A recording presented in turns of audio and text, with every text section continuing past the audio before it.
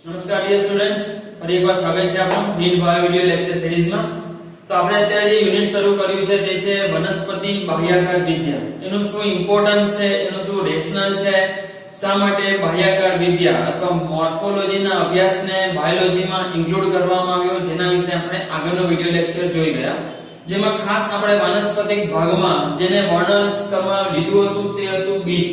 Because બીજ બેટા સૌથી અગત્યની વસ્તુ છે જેમાંથી એક આખા વનસ્પતિનો ઓરિજિન થાય, કારણ કે જ્યારે લિંગી પ્રજનન થાય એની અંતિમ નિપજ તરીકે આપણને બીજ મળે અને એ બીજનું જ્યારે અંકુરણ થાય તો એના જે ભાગો હતા, ખાસ આપણે એનો આખો ભ્રૂણ વિસ્તાર જોઈ ગયા, એમાં જોવા મળતી ભ્રૂણધરી જોઈ ગયા કે જેમાંથી ક્રમશઃ મુખ્ય બે તંત્ર વનસ્પતિના, એક હોય છે મૂળ તંત્ર અને બીજું પ્રરવ તંત્રનો વિકાસ થાય, અને આ સિવાય પણ ભ્રૂણની સાથે સંકળાયેલા અન્ય રચનાઓનો પણ આપણે બીજના અભ્યાસમાં લઈ લીધું હતું।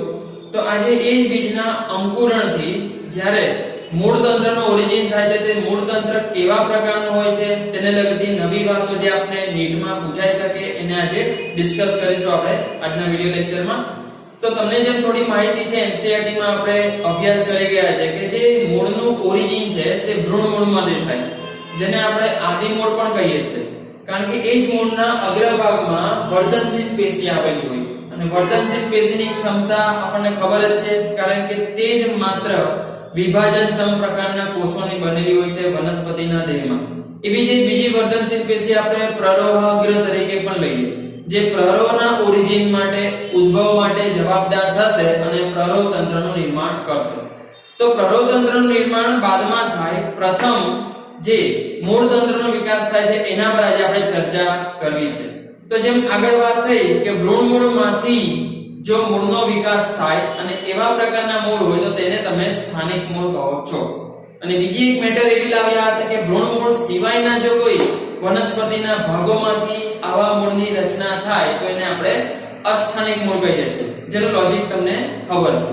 હવે આ સ્થાનિક મૂળ અને અસ્થાનિક મૂળ જે બનતા હોય છે તેના ફંક્શન શું? તો ફંક્શનમાં આપણે એટલું જાણીએ છીએ કે મૂળભૂત રીતે કોઈ વનસ્પતિનું જે જમીનમાં સ્થાપન થાય તે માટે આધાર પૂરો પાડે મૂળ તંત્ર, એનું મુખ્ય કામ છે। સાથોસાથ જમીનમાંથી તે પાણી અને ખનિજ દ્રવ્યોનું શોષણ પણ કરે, એ પણ સેકન્ડ ભાગ છે। અને ત્રીજું જે ફંક્શન જે આજે આપણે નીટમાં કવર કરવાનું છે તેના પર ચર્ચા કરું કે વનસ્પતિ પોતાની વૃદ્ધિનું નિયમન ઘણા બધા વૃદ્ધિ અંતઃસ્ત્રાવો દ્વારા કરતું હોય છે, બીકોઝ વનસ્પતિ માટે ચેતાતંત્ર તો હોય નહીં, આથી એના બોડીનું ટોટલ કંટ્રોલ અથવા જે નિયંત્રણ હોય છે તે તેમાં ઉદ્ભવતા ચોક્કસ સમયે ઉદ્ભવતા અંતઃસ્ત્રાવોના હાથમાં હોય છે, જેને આપણે બ્રોડ કેટેગરીમાં વનસ્પતિ વૃદ્ધિ નિયામકોનું નામ આપીએ છીએ। કદાચ તમે થોડા નાનપણમાં નામ સાંભળ્યા હશે, ઓક્સિન, જિબરેલિન, સાઇટોકાઇનિન, એબ્સિસિક એસિડ વગેરે વગેરે। તો એમાંના અમુક ચોક્કસ અંતઃસ્ત્રાવોનું સંશ્લેષણ કરવાની જવાબદારી પણ મૂળની બને છે। તો એના એક એડિશનલ કાર્યમાં આપણે કવર કરવું છે મૂળના અંદર કે ભાઈ વૃદ્ધિ અંતઃસ્ત્રાવો જે પીજીઆર કહેવાય છે, પ્લાન્ટ ગ્રોથ રેગ્યુલેટર, શોર્ટમાં એને પીજીઆર કહીશું, તેનું નિર્માણ કરે, તેનું સંશ્લેષણ કરે અને સંશ્લેષણ કર્યા બાદ તે મૂળમાં પોતે વપરાય અથવા તો અન્ય ભાગોમાં ટ્રાન્સફર થાય, સ્થળાંતરિત થાય, કારણ કે અંતઃસ્ત્રાવનો હેતુ જે છે જે ચોક્કસ જગ્યાએ બને અને ત્યાંથી બીજી કોઈ જગ્યાએ વનસ્પતિના બીજા કોઈ ભાગ સુધી ટ્રાવેલિંગ કરે અને ત્યાં જઈને એક ચોક્કસ દેહધાર્મિક ક્રિયાનું નિયંત્રણ કરે। જેમ તમને આઈડિયા આપણા બોડીના અંતઃસ્ત્રાવનો છે, અલગ અલગ ગ્રંથિમાંથી સ્ત્રાવ પામે અને રુધિર દ્વારા સર્ક્યુલેટ થાય। તો અહીં વાત આવે છે બેટા સર્ક્યુલેટ કોના દ્વારા થશે? તો એના માટે જલવાહિની દ્વારા તેઓનું સર્ક્યુલેશન થાય। તો જ્યારે મૂળમાંથી જલવાહિની નીકળતી હોય તે સમયે અંતઃસ્ત્રાવો તેની અંદર ભળી જાય અને ચોક્કસ ભાગો સુધી સ્થળાંતરિત થાય, અને જે ભાગમાં જે ચોક્કસ દેહધાર્મિક ક્રિયાનું ફંક્શન નિયંત્રિત કરવાનું હોય ત્યાં સુધી તે પહોંચે છે। તો એના એક વધારાના કાર્યમાં આપણે આ યાદ રાખીશું કે ભાઈ પીજીઆર નું સંશ્લેષણ કરવાની પણ ક્ષમતા છે। હજી એક એડિશનલ કાર્ય જે લેવું છે કે જમીનવાસી સૂક્ષ્મ જીવો સાથે આંતરક્રિયા કરે। મૂળ હોય છે જમીનમાં, અને જમીનમાં આપણે જાણીએ છીએ ઘણો મોટો માઇક્રોબિયલ ફ્લોરા છે। એ માઇક્રોબિયલ ફ્લોરા સ્વરૂપે ઘણા બધા પ્રકારની ફૂગ, ઘણા બધા પ્રકારના બેક્ટેરિયા જેને આપણે વિઘટકોની શ્રેણીમાં મૂકીએ તો પણ ખોટું નથી. તો તેમાંના અમુક ચોક્કસ જાતિના સૂક્ષ્મજીવો સાથે આંતરક્રિયા કરે. હવે આ આંતરક્રિયાને આપણે લેવાના છે ઇન ટર્મ્સ ઓફ સહજીવન.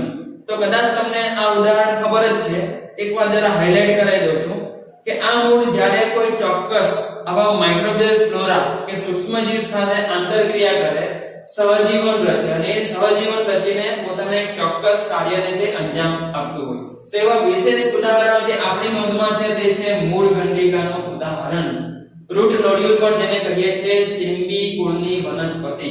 એ બધી સિમ્બી કુળની વનસ્પતિ એક ચોક્કસ ફેમિલીમાં વર્ગીકૃત કરવામાં આવી છે. કદાચ નામ તમે જાણો છો, એને કહેવાય છે લેગ્યુમિનોસી કુળ. શું છે બેટા? લેગ્યુમિનોસી.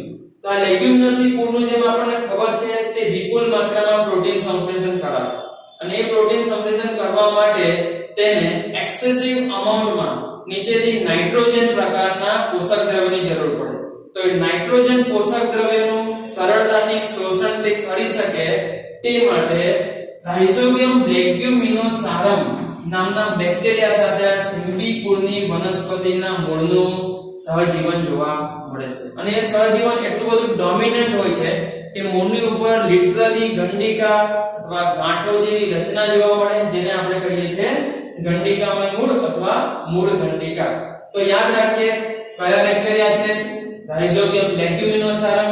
આખું નામ તમને આપ્યું છે, કદાચ તમે રાઇઝોબિયમ જાણતા હતા, પણ હવે મેં જાતિ પણ એડ કરી આપી છે, કારણ કે અત્યારે આપણે એને સહજીવન તરીકે યાદ રાખી રહ્યા છે. પણ આગળ એક ચેપ્ટર છે આપણી પાસે પ્લાન્ટ ફિઝિયોલોજીમાં, જેમાં જોઈશું કે કેવી રીતે આખું સહજીવન રચાય છે અને પછી કેવી રીતે તે નાઇટ્રોજન સ્થાપનમાં હેલ્પ કરે છે. તો નાઇટ્રોજન સ્થાપનની વાત આવે એટલે રાઇઝોબિયમ તો યાદ આવે જ.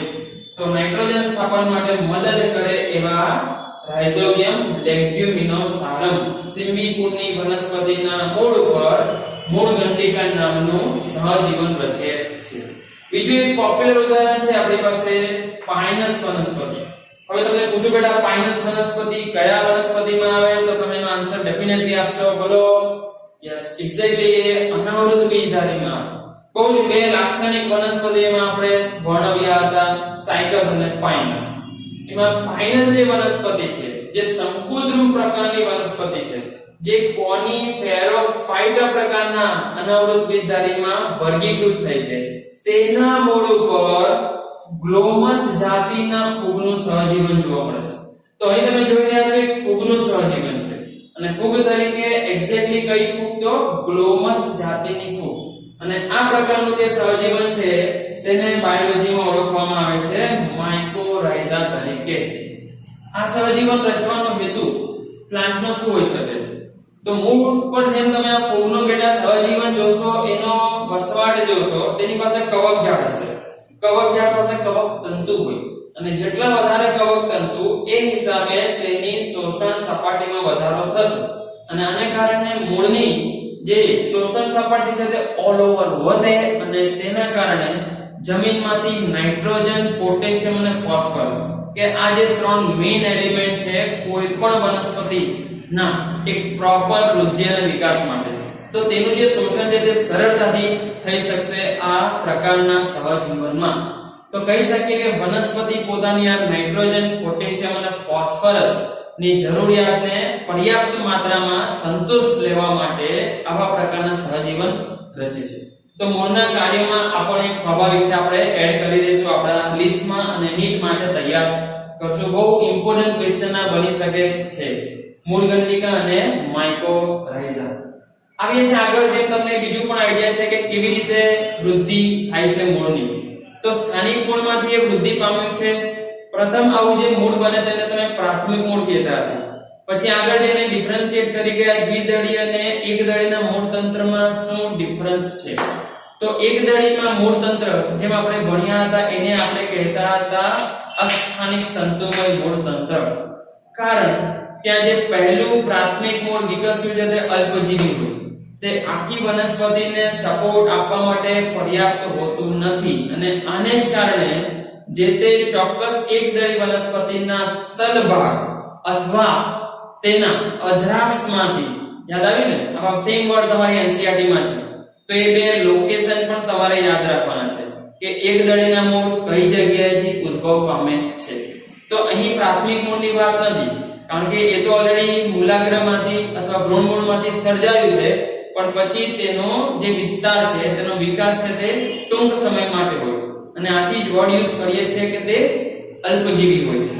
પણ પછી વધારાનો જે સપોર્ટ છે તે આવા પ્રકારના અસ્થાનિક મૂળ જે એકદમ તંતુ જેવા હોય તે વિકસે છે અને જમીનમાં સ્થપાય છે, જેનાથી હવે તે એકદળી વનસ્પતિના પ્રકારને કે પ્રરોને સપોર્ટ મળી શકે. પણ એકદમ તંતુ જેવા પાતળા મૂળ હશે અને ભ્રૂણમૂળ સિવાયના ભાગ વિકસ્યા છે, ભાગમાંથી વિકસ્યા છે, જેમાં કોને લીધા આપણે એક અધ્રાક્ષ યાદ રાખો જે બીજનો ભાગ છે અને ઉપર જે પ્રરો વિકસ્યું છે તેના તલ ભાગેથી આ વિકસે અને એને આપણે ઓલ ઓવર નામ આપીએ છીએ તંતુમય અસ્થાનિક પ્રકારનું મૂળતંત્ર. જ્યારે સામે દ્વિદળીમાં તમે સોટીમય મૂળતંત્ર ભણી ગયા, કારણ ત્યાં પ્રાથમિક મૂળ દીર્ઘજીવી હોય છે, જીવન પર્યંત વૃદ્ધિ ચાલુ રાખે છે અને આખું એક શંકુ આકારે જમીનની નીચે વિસ્તરતું જાય છે, જેનાથી જટિલ દ્વિદળી વનસ્પતિના દેહને સપોર્ટ મળી જાય. તો આ હતા એના મુખ્ય લક્ષણો, એના ગ્રોથની બાબતે અને તેના કાર્યની બાબતે. હવે આપણે મૂળને બેટા રજનીકાંત બનાવવાનું છે. રજનીકાંત કેન ડુ એનીથિંગ, જેમ આપણે જાણીએ છીએ. તો જ્યારે કોઈ વનસ્પતિને કોઈ ચોક્કસ કોન્સેપ્ટમાં અથવા પ્રોબ્લેમ એને પડતો હોય એના પોતાના સર્વાઈવલ માટે, ત્યારે તેને અનુકૂલન સાધવું પડે. અને એક ખાલી વનસ્પતિ નહીં, કોઈ પણ સજીવ જે દુનિયામાં પૃથ્વી ઉપર અસ્તિત્વમાં છે તેને પોતાના સર્વાઈવલ માટે અનુકૂલન સાધવું જ પડે. તો એમાં અનુકૂલન સાધવા માટે જ્યારે વનસ્પતિએ પોતાના મૂળની પસંદગી કરી અને મૂળને કીધું કે ભાઈ તું તારું ઓરિજિનલ કામ તો કરે છે, પણ હવે આ કામ કરવા માટે પણ તારે જ તૈયારી બતાવવાની છે. તો એને આપણે કહી રહ્યા છીએ મૂળના રૂપાંતરો, કે તેમાં તે પોતાના મૂળભૂત કામ સિવાયના અન્ય કામો પણ કરશે. તો એમાં એક નવું લિસ્ટ તમને આપીશ, થોડું લિસ્ટ તમે એનસીઈઆરટી માં જોઈ ગયા છો. તો એમાં ખાસ કરીને પહેલું જે તમે શરૂ કર્યું હતું ખોરાક સંગ્રહ માટે. તો મેટર આપણે ખોરાક સંગ્રહની જરૂર એને કેમ પડે? તો આ જે વનસ્પતિ છે તેઓ પોતાના જીવનકાળમાં ઘણો લાંબો એવો સુષુપ્તતા ગાળો વિતાવતી હોય.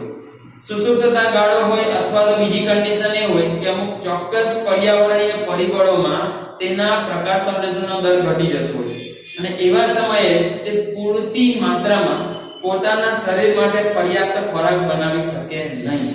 તો એવા સંજોગોમાં એ શું કરે કે જ્યારે એવી અનુકૂળ પરિસ્થિતિ હોય, પર્યાવરણીય પરિસ્થિતિ, તે સમયે સારી એવી માત્રામાં ખોરાકનું સંશ્લેષણ કરે અને તેના કોઈ ચોક્કસ ભાગમાં સ્ટાર્ચ સ્વરૂપે તેનો વિપુલ માત્રામાં સ્ટોરેજ કરી દે, સંગ્રહ કરી દે. પણ એ સ્ટોરેજ માટે અહીં પસંદગી કરવામાં આવી છે રૂટની, મૂળની. તો આથી ખોરાક સંગ્રહ માટેના રૂપાંતરો મૂળમાં જો જોવા મળતા હોય તો એમાં શું છે આપણી પાસે, જેમ તમે બંનેમાં અલગ અલગ ભણી ગયેલા, એક દળીમાં પણ અમુક છે અને દ્વિદળીમાં પણ અમુક છે. એમાં એક દળી માટે ખાસ સાકંદ મૂળ, એમાં એક સરળ સાકંદ મૂળ હતું અને એક ગુચ્છાદાર સાકંદ મૂળ. અને દ્વિદળી માટે કયું હતું? સોટી આકાર, એનો ભ્રમર આકાર, એવા બધા હતા. તો એમાં ભ્રમર આકાર જે જરા ખાસ યાદ રાખીએ, જે સલગમ અને બીટમાં જોવા મળે છે, કે જેમાં ખોરાકનો સંગ્રહ મૂળના અગ્રભાગમાં થાય અને નીચેનો જે ભાગ છે તે એકદમ ટેપરિંગ જોવા મળે, જે એકદમ પાતળો લચીલો હોય છે. તો એને આપણે ભ્રમરાકાર પ્રકારના મૂળ કહી શકીએ ખોરાક સંગ્રહ માટેના. આ સિવાય ત્રાકાકાર તમે જોઈ ગયા હતા જે મૂળામાં જોવા મળે છે, અને શંકુ આકાર જે જોઈ ગયા હતા જે કેરેટ એટલે કે ગાજરમાં જોવા મળે છે. બીટને બેટા ક્યારેક રેડ રૂટ તરીકે પણ ઓળખવામાં આવે છે. તો હવે એકવાર ક્વેશ્ચન હું જોઈ ગયો હતો ત્યારે નીટ અંગ્રેજીમાં લેવાતી હતી કે ભાઈ રેડ રૂટ શું છે? તો રેડ રૂટ એક્ચ્યુઅલી બીટનું બીજું નામ છે. લાલાશ પડતું હોય એની અંદર જે એવા પિગમેન્ટ્સ છે જેનાથી એને એવો રંગ પ્રદાન થાય છે. બીજું એક શ્વસન મૂળ, જેની પણ માહિતી તમારી પાસે છે, જે ખાસ કરીને મેંગ્રુવના જંગલોમાં જોવા મળે, અથવા એવી વનસ્પતિઓ જે દરિયાકાંઠાના વિસ્તારમાં ઉગતી હોય, જે પાણીથી તરબોળ વિસ્તારમાં ઉગતી હોય, જે કાદવથી ખચોખચ વિસ્તારમાં ઉગતી હોય, જેના મૂળને પોતાના માટેનો અલગ ઓક્સિજન શ્વસન કરવા માટે ઉપલબ્ધ થતો નથી. હવે ક્વેશ્ચન એ આવે કે મૂળ શું પોતાનું અલગ શ્વસન કરે? તો એના પર મેં લાસ્ટ ટાઈમ થોડું ડિસ્કશન કર્યું હતું કે જ્યારે બીજને આપણે અંકુરણ માટે જમીનમાં સ્થાપિત કરીએ ત્યારે જમીનને ખેડવામાં આવે છે. જમીન ખેડવાનો કોન્સેપ્ટ શું કામ આવ્યો? તો અંદર સાધારણ રીતે એકદમ નોર્મલી પાણી અને હવા ઉતરી શકે કેપિલરી મેથડથી તેની પોરોસિટી વધારવા માટે. તો અહીં પાણીથી તરબોળ હોવાને કારણે એ હવામાં જે ઓક્સિજન છે તે મૂળ સુધી પહોંચતો નથી. તો હવે મૂળે શું કરવું પડે? હવા કઈ નહીં આવે તો વાંધો નહીં, અમે હવા પાસે જઈશું. આથી એકદમ ઓપોઝિટ રીતે, કારણ કે જનરલી મૂળ એટલે આપણા દિમાગમાં એમ છે કે તે શું હોય? ભૂ આવર્તી હોય, પણ અહીં ભૂ આવર્તી નથી. તે જમીનની વિરુદ્ધ દિશામાં બહારની તરફ પ્રકાશાનુવર્તી દિશામાં એવા અસ્થાનિક મૂળ ઉત્પન્ન કરે છે. રાઈટ? અને એ અસ્થાનિક મૂળ છે એને આપણે શ્વસન મૂળ નામ આપ્યું છે. આ પ્રકારના મૂળ એવા તમે જોયા હતા જેની પર ઘણા બધા છિદ્રો જોવા મળે છે. એ છિદ્ર જેવી જે રચના છે એને આપણે લેન્ટિસેલ નામ આપશું. શું આપશું? લેન્ટિસેલ. આ લેન્ટિસેલ દ્વારા હવામાંનો ઓક્સિજન આસાનીથી અંદર ઉતરે અને તે નીચેના મૂળ સુધી પણ સપ્લાય થાય. અહીંયા એક બહુ ઇમ્પોર્ટન્ટ ક્વેશ્ચન બેટા શેર કરવો છે તમારી સાથે. હવે અહીંયા આપણે લિસ્ટ બનાવી રહ્યા છે રૂપાંતરો, મૂળના રૂપાંતરો. તો ઘણી બધી જગ્યાએ જેમ તમે બીજા પણ ઉદાહરણ જોઈ ગયા, જ્યાં જો લાઈક હોય તો આપણે પ્રકાશ સંશ્લેષી મૂળ જોઈ ગયા, બીજું એક જોઈ ગયા આધાર મૂળ, સ્તંભ મૂળ. બધા જ મૂળ તમે ધ્યાન આપ્યું હોય તો અસ્થાનિક પ્રકારના મૂળ હતા જે વનસ્પતિના અન્ય ભાગોમાંથી વિકસતા હતા. આ મૂળને મારે કયા મૂળ લેવા? કારણ કે આ મૂળ જે છે ને તે જમીનમાં જે મૂળ છે તેમાંથી જ શાખા સ્વરૂપે વિકસે છે, એટલે આને હું અસ્થાનિક મૂળ કહી શકું નહીં. તો સ્ટુડન્ટના દિમાગમાં આ કોન્સેપ્ટ નથી ફિટ થતું. બધા જ જગ્યાએ આપણે અસ્થાનિક મૂળ લખ્યા કરીએ છીએ, પણ હવે એક એમસીક્યુ મેં જોઈ ગયો હતો અને તેના બેઝ પર તમને આ વર્ણન આપી રહ્યો છું. ખાલી જેટલા વર્ણન છે આપણી પાસે, જેટલા ઉદાહરણ છે, તેમાં એક જ ઉદાહરણ છે શ્વસન મૂળ, જે સ્થાનિક મૂળનું જ રૂપાંતર ગણવામાં આવશે. તે અસ્થાનિક મૂળનું રૂપાંતર ગણાશે નહીં, કારણ કે તે અન્ય કોઈ ભાગમાંથી નથી વિકસ્યા, તે જમીનમાં જે મૂળ છે તેમાંથી જ વિકસ્યા છે. પણ ડિફરન્સ ખાલી એ છે કે તે ગ્રેવિટીની વિરુદ્ધ દિશામાં વિકસ્યા છે પોતાના ઓક્સિજનની જરૂરિયાતને પૂરી કરવા માટે. ને આવા જે શ્વસન મૂળ છે ને બીજું એક નામ આપીએ છીએ સરસ આપણે ન્યુમેટોફોર. તો આપણે યાદ રાખીશું, ન્યુમેટોફોર પણ કહેવાય. અને મૂળની ઉપર જે છિદ્ર જેવી રચના હોય છે તેને લેન્ટિસેલ કહેવામાં આવે છે. હવે જોઈએ છે આપણે અસ્થાનિક મૂળના કેટલાક ઉદાહરણ, જેમાં હમણાં મેં કર્યા એ 3-4 તો છે જે એનસીઈઆરટી માં તમે જોઈ ગયા છો. જે નવા આપણે નીટ માટે કવર કરવા છે એને ડિસ્કસ કરીશ. તો એમાં એક જોવા મળે છે ગંડિકામય મૂળ. ગંડિકામય મૂળ જેમાં શું થશે? મૂળ અસ્થાનિક છે તો પહેલા, અને તે મૂળના અગ્રભાગે તમે જોશો ફૂલેલો વિસ્તાર જોવા મળે, અને એ ફૂલેલો વિસ્તાર બી અલ્ટિમેટલી ખોરાક સંગ્રહ માટેના રૂપાંતર તરીકે જ લેવાનો છે. પણ એની રચના ત્રાકાકાર મૂળ કરતા ડિફરન્ટ રહેશે, કારણ રચના એ જ છે કે મૂળના અગ્રભાગ ફૂલેલો છે અને નીચેનો ભાગ ટેપરિંગ છે. પણ તે મૂળ હતું તે દ્વિદળીનું મૂળ હતું બેટા, તે સ્થાનિક મૂળ હતું. પણ આ જે લઈને આવ્યો છું તે અસ્થાનિક મૂળ છે, અને આથી મારે નવું નામ આપવું પડ્યું, ગંડિકામય મૂળ. અગ્રભાગ ફૂલેલો હોય, ખોરાક સંગ્રહ થતો હોય. એના ઉદાહરણ છે આપણી પાસે કેરી, આદુ અને મેલિયોટસ. તો આને આપણા રેકોર્ડમાં નોંધી લેવાના છે. કેરી, આદુ અને મેલિયોટસ નામની વનસ્પતિમાં ગંડિકામય મૂળ જોવા મળે છે. બીજું એક છે મણકામય મૂળ.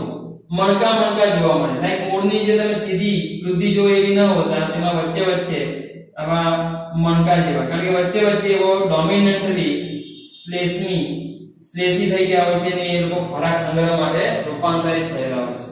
જેનો કેસ છે કારેલા અને હાડ સાંકળમાં.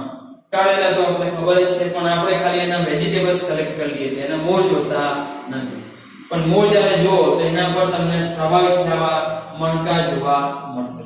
તો કારેલા અને બીજો એક્ઝામ્પલ છે હાડ સાંકળ. એ હાડ સાંકળને વાઇટિસ તરીકે પણ ઓળખવામાં આવે છે.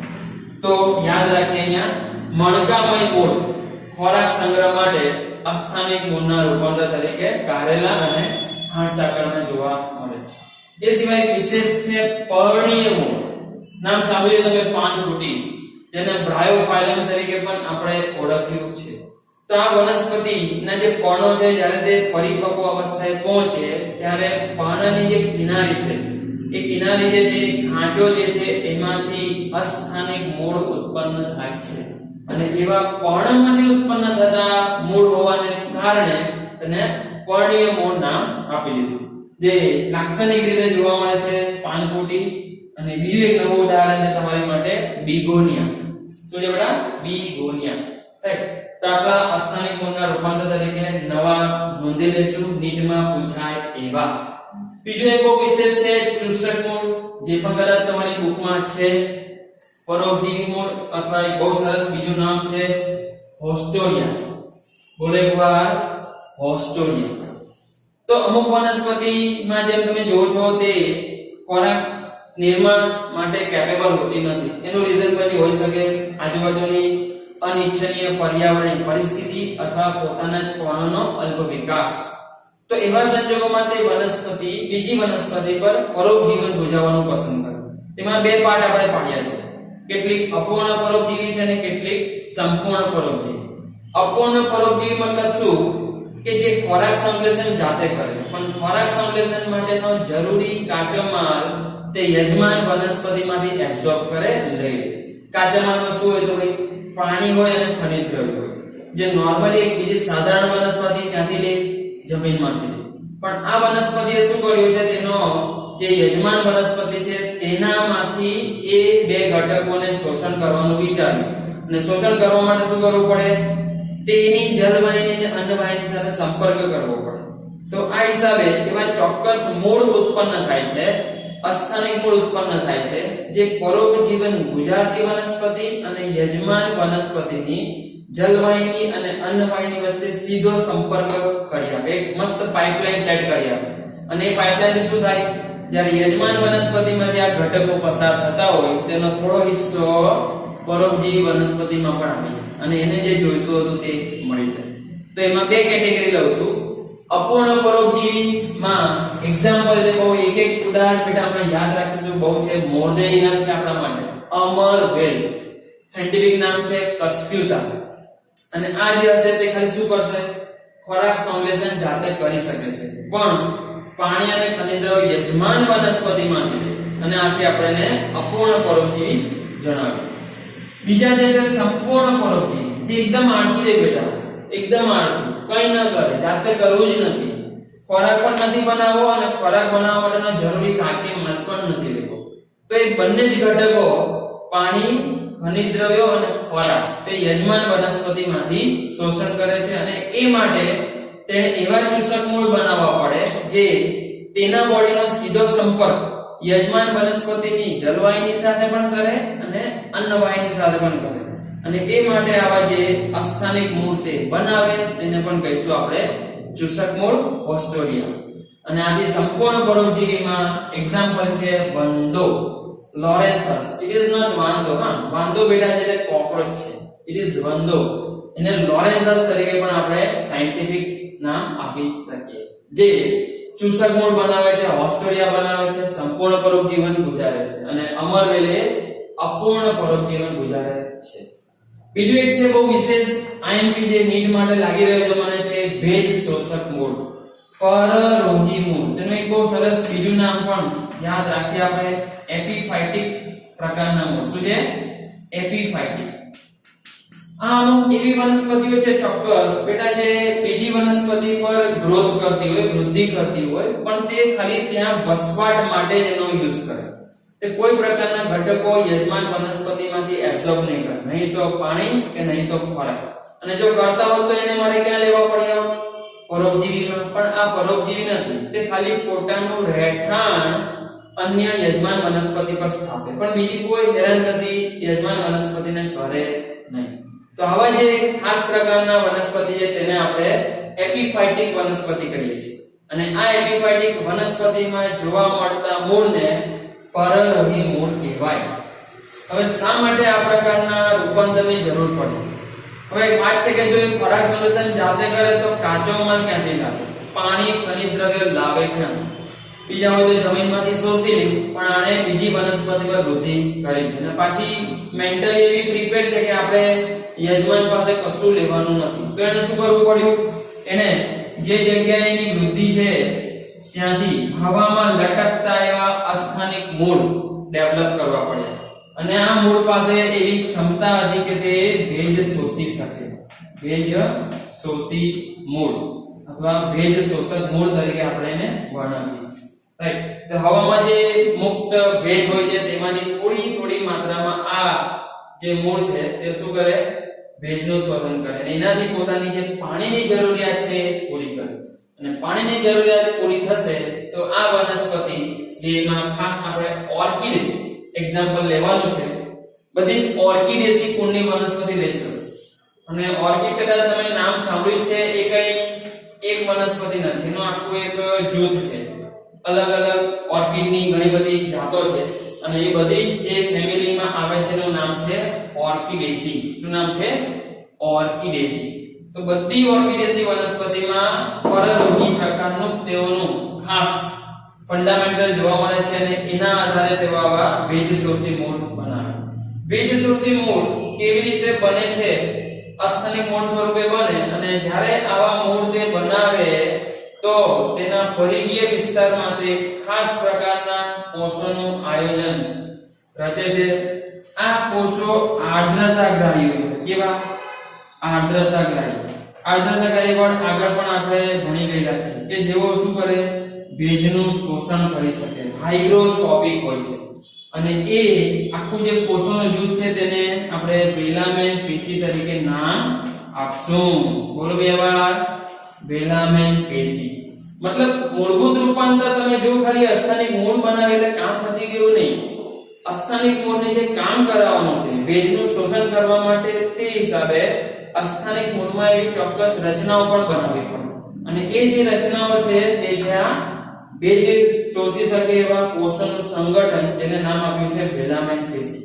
તો અહીંયા યાદ રાખવાનું થાય છે આ વેલામેન પેશી બહુ જ વિશિષ્ટ રચના કે લક્ષણ તરીકે હોય છે પરરોહી મૂળના, જે અસ્થાનિક મૂળમાંથી બને છે, તેના પરિઘીય વિસ્તારમાં જોવા મળે અને તેના કોષોનો જે આર્દ્રતાગ્રાહી સ્વભાવ છે જેનાથી તેને મુક્ત વાતાવરણમાંથી ભેજ અથવા પાણીના શોષણ કરવાની ક્ષમતા પ્રદાન થાય છે અને એનાથી પોતાના ખોરાક સંશ્લેષણનું કાર્ય પ્રોપરલી કરી શકે છે. તો આ તો છેલ્લું રૂપાંતર. તો મૂળ માટે ખાસ જે નવા રૂપાંતરો આપણે નીટ લેવલ પર તમારી સાથે ડિસ્કસ કરવાના હતા એ અહીંયા કમ્પ્લીટ થઈ ગયા અને મૂળની ઇન જનરલ મોર્ફોલોજી પણ અહીંયા આપણે કમ્પ્લીટ કરી છે. આ સિવાય તમને કોઈ તમારા ડાઉટ હોય તો મને જણાવવા ડેફિનેટલી તમને વિનંતી છે. તો હવે જઈશું આપણે નેક્સ્ટ પ્રરોહતંત્ર પર અને એના અલગ અલગ વાનસ્પતિક ભાગો.